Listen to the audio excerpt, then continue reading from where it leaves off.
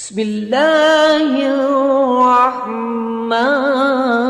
الرحیم۔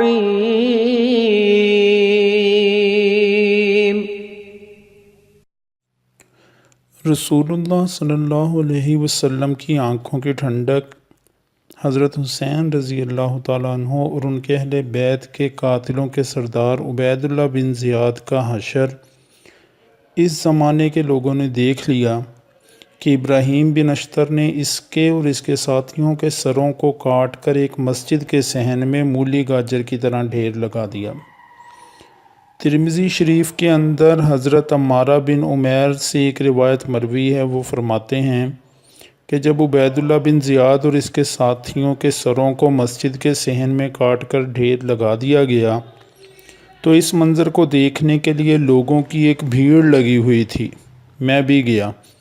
جس وقت میں پہنچا تو کیا دیکھتا ہوں کہ تھوڑی تھوڑی دیر کے بعد لوگوں میں شور ہوتا، اور شور اس بات کا ہو رہا تھا کہ ان سروں میں ایک سانپ گشت کر رہا تھا، اور گشت کرتا ہوا عبید اللہ بن زیاد کی ناک میں گھس جاتا تھا۔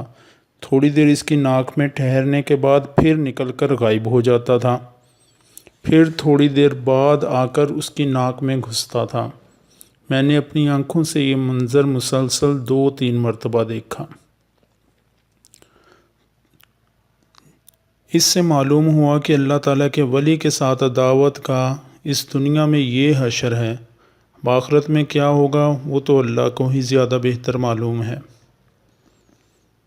اللہ پاک کروڑوں رحمتیں نازل فرمائے حضرت امام حسین رضی اللہ تعالیٰ عنہ اور آپ کے اہل بیت پر۔